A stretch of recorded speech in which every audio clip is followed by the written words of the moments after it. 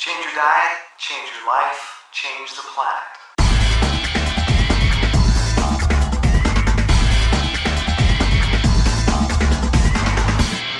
How many senses does a human being have? Raise your hand if you think it's 5. You think it's a trick question, right? So you're not raising your hands? Raise your hand if you think it's 6. Yeah? A lot of you?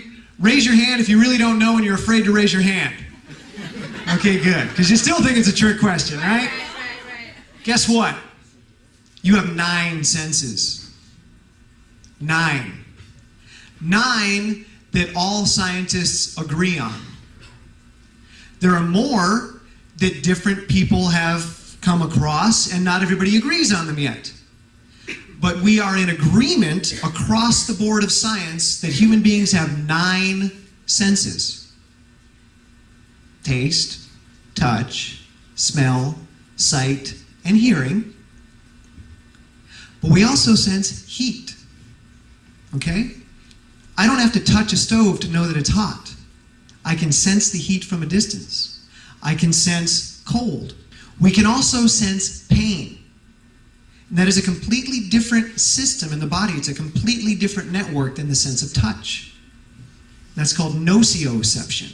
You don't need to remember those terms, but the sense of pain is a sensation. It is different and unique. We also have what they call equilibrioception, which is how we can stand upright and not fall over. It's the sense of balance, right? That's number 8. Number 9 is what they call proprioception. And for those of you that are barefoot runners or wear the Vibram 5 fingers, you know, and I saw Linda wearing them, okay? Proprioception is what you experience when your feet touch the earth, okay? Proprioception is the sensation of knowing where your limbs are in relation to the rest of your body. So when you go barefoot, your feet have a better understanding of where they are on the ground and how that relates to the rest of your body. Okay, proprioception. Those are the 9 senses that everybody agrees on. But we've all been told that we have 5. In fact, they still teach you in elementary school that you have 5 senses.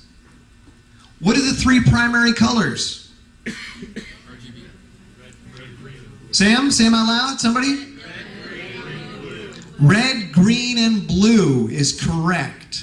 The 3 primary colors are red, green, and blue, which is why your computer screen is RGB. Your printer, on the other hand, is CMYK. The 3 primary colors, because color refers to light. And if you take red light and green light and blue light and combine them together, you get white light. So on your computer screen, when all the pixels are fired up to the max, it's white. Now, pigment is different than light. The 3 primary pigments we have been told are blue, red, and yellow, but we call them colors. But they're actually cyan, magenta, and yellow. CMYK stands for black in your printer. So when you change the inks, you have a cyan ink, a magenta ink, a yellow ink, and a black ink. And if you've had to change the inks in your printer, you probably know this. Because cyan is the primary pigment that looks sort of like blue, but not quite.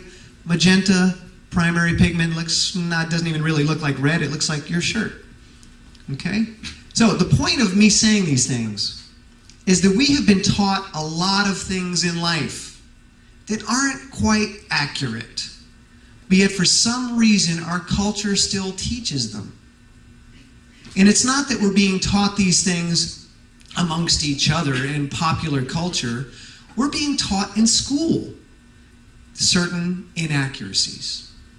We're still taught in school that milk builds strong bones. Okay? And that human beings need meat in order to be healthy. We still have the food pyramid. Okay? And there is a great deal of evidence that is continually growing to tell us otherwise. So the theme of this talk tonight is about questioning what you know. Because what you think you know may not be all that accurate. Maybe it's just a belief system that we're caught up in culturally, or even universally as a population as a whole. Because some of these things are pervasive around the world. But if you want to get to the bottom of what's really going on, if you want freedom, you have to start questioning what you know. Not just what you're told, but question what you know. Question what you tell yourself. This is the journey that I'm on right now. And it's not an easy one. You know, because I don't like proving myself wrong. That's really embarrassing. But I have to do it on a regular basis. Otherwise, the information that I share with people may not be accurate.